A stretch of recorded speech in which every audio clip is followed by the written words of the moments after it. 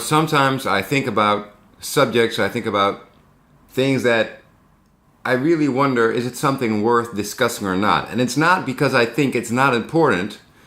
It's more that it's so important that it would seem absurd to have to discuss that specific thing, right? If something's so important, that's at work, that's at play in the way reality works or in the way we work or the way we deal with each other, right?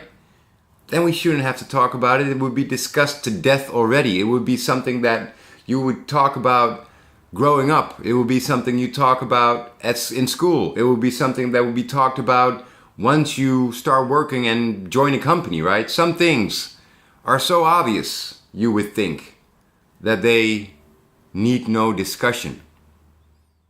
I sometimes think I should start a channel called Captain Obvious, because there are so many things that, I think about and that I realize while I'm thinking about it, like, I shouldn't even have to think about this, right? It's not something I really have to explain to people. The fact that I am thinking about how can I best explain this, even though it's something so obvious, it's weird.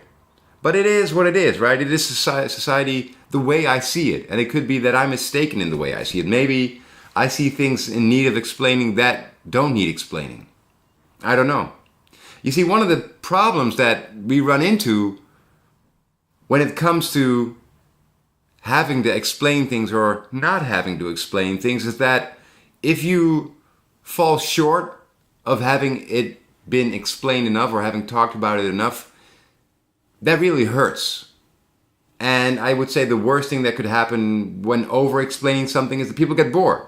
Now, for someone who wants to have some visitors to his YouTube channel, that is a bad thing. So explaining things that are very, very obvious might not get the most views. And even that is not the only issue. There's this huge issue where people actually think they understand something and thus don't want to pay attention to it. Now, I don't know if that's because they're so scared of being bored, or perhaps because they're more scared of being wrong and finding out that in fact they don't understand exactly how things work. You see, I have this course I give on Excel. It's called The Philosophy of Excel, where I look at Excel, what it is and how it works, and some of the faces that Excel has, right? The masks that Excel can wear. And it's very important to understand it depending on what it is you want to do with Excel. There's some basic choices that you have to make that have big consequences in your further using of that particular worksheet in Excel. And I remember when I was set up to give this course to a couple of groups of people in my company, there were people that were saying, I'm so advanced in Excel. I have so much experience with Excel, right? How will you ever tell me anything that is useful to me? And not just that. I mean, they could imagine me telling them something about Excel because they know that I'm pretty good with Excel. But it was more like, why do you put me in the same group as these people? Because these people are obviously not knowing anything of Excel. And now you want me to have a lesson of Excel together with them? How can we ever be on the same page? And then, I know what my course entails, so I persuaded them to actually follow the course. And, if worse came to worse, they could walk out halfway and just say, it wasn't worth it. And the funny thing is, those are usually the people that come up to me afterwards saying, this was a brilliant course. Why doesn't anyone else give this course? This should be the basic course for Excel, blah, blah, blah, blah, right? Because it is. I mean, I don't want to blow my own horn. How do you say it? Tout my own horn. But you see, I like to think about things and I like to explain them into a way that it just makes perfect sense for pretty much everyone. And as part of that explaining, I have to look at things over and over again. I have to look at them very closely and from different perspectives and taking into account different approaches to looking at something.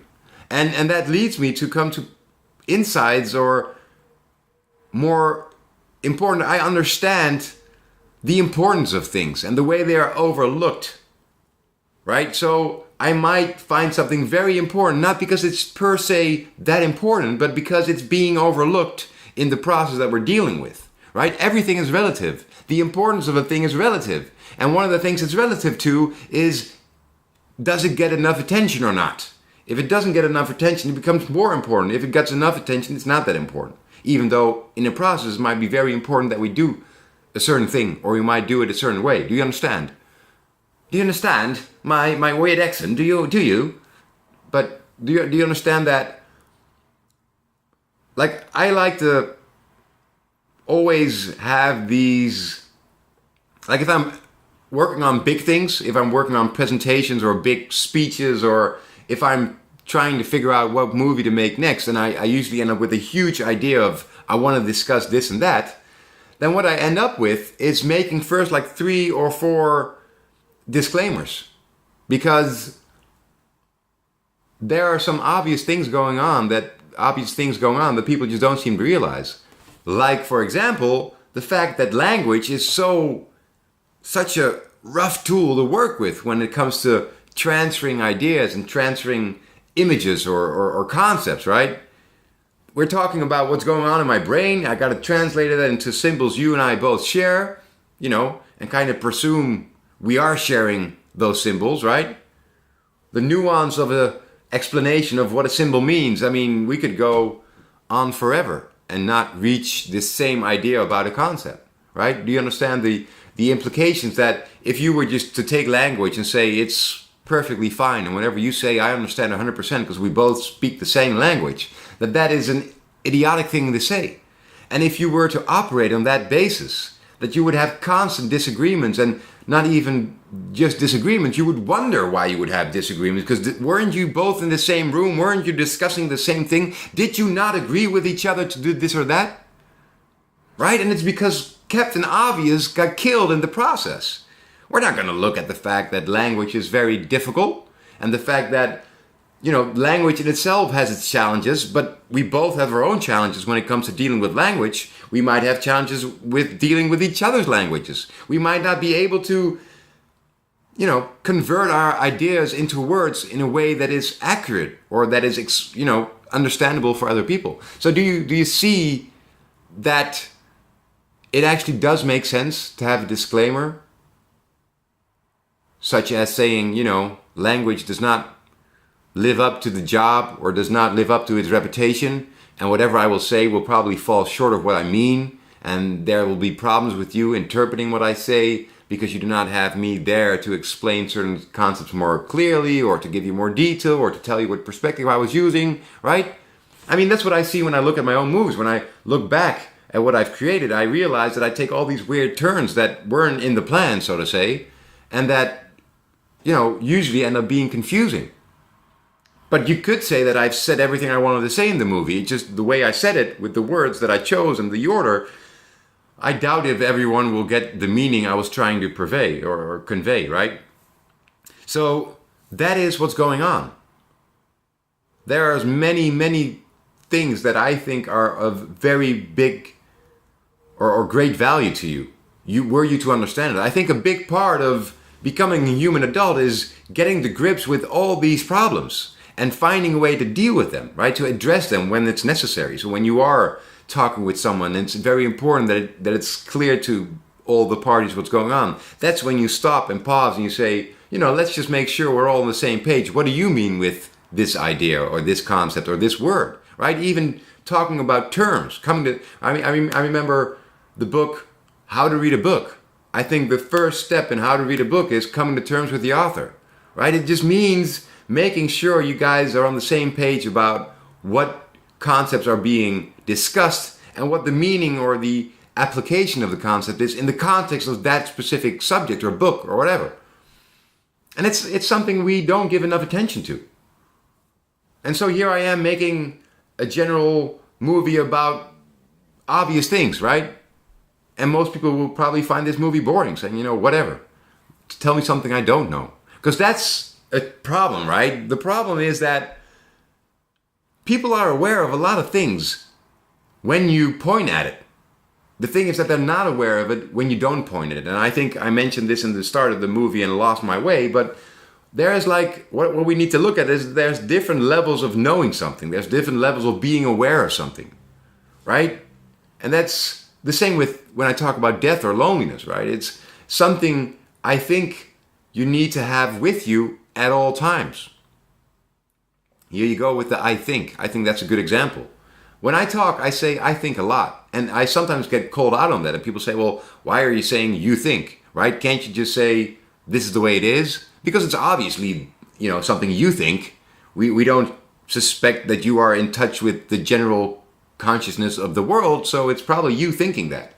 And it's actually what they're saying, and I agree. I say, you're right. Of course, it's obvious that whatever I say is something that I think. But it's something I feel I need to put in there also to make sure people are aware of that. Because the moment we stop realizing that whatever we say is just what we think, we start pretending like it's, I don't know, general rule or the law or the way of the world. And people start acting in ways that they say, that I would say, why do you do that? They say, this is the way things work. And, it's just something I thought, especially being someone who works in problem solving. It's very important to be very accurate with what's going on. And there's a huge difference if someone tells me this is the way things work and I think this is the way things work. Because if he says I think, then he leaves room. And that's important because the room he leaves not only tells me he doesn't know everything maybe, it just lets me know that there's some doubt there. And if he tells me I know for sure, 100% for sure that this is the case, then he tells me something about how certain he is, which would change the way I value that piece of information. Do you understand?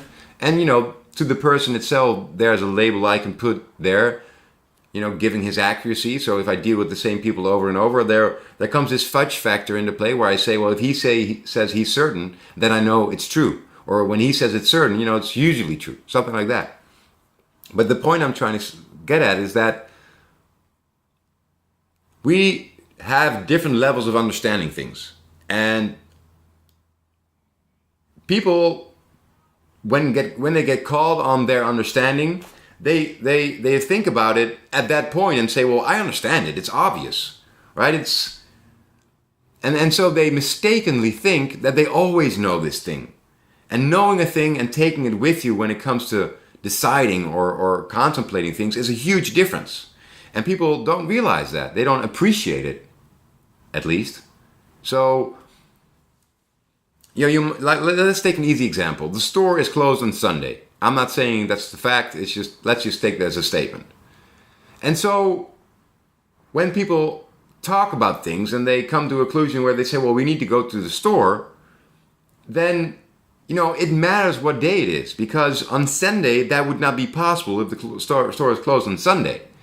But if they just talk about it in general and they don't discuss what day it is, then, it might be helpful to at one point say, what day is it? What day are we talking about? Because on Sunday the door is closed, the store is closed. And then they would probably react, yeah, of course, I know that. I know that the store is closed on Sunday. But maybe when they're just planning things and they're saying, we should go to the store on the 15th, they didn't check what day the 15th was. And then sometimes it will turn out the 15th is a Sunday and the whole plan fails because nobody checked the obvious thing. And there are far more intricate ideas where this comes into play. I realize this idea isn't that great, but I hope you're getting what I'm trying to get at. That just because you know a thing doesn't mean you act in accordance to it. And I think, if anything, that's been a big part of what I do at work and when looking at life is I don't necessarily have anywhere to go. I don't necessarily have an opinion about where we're going, but I'm very good at looking at where you say you want to go and then pointing out if the actions you are taking or the steps you are taking are in the direction of the point that you want to go to. So what I see is that when people talk and discuss things, they skip past all these obvious things. And I would say that most of the time, if they get called on it, they will say, yes, of course I skipped because it's so obvious. But then in their actions, you can see that they didn't really realize it at all. So I think that is something I wanted to address just because I'll be making a lot of movies that might seem unnecessary. But there's a huge difference between knowing a thing and applying that knowledge, right? And I think having someone look at it and point out how important it is, even if it's relatively important, meaning it's important because there hasn't been enough attention on this, then that could help you. And I think you should realize that the reasons I talk about those things is because that's what I've noticed in my own thoughts and actions and dealing with other people, right? And the reason I look at those is because I've found that there's added value to making them as important as they should be. And it also helps you with dealing with other people because you'll realize that they too skip past all these obvious things. Most of the time because they know it and they have integrated that knowledge into their actions. But sometimes that's not the case.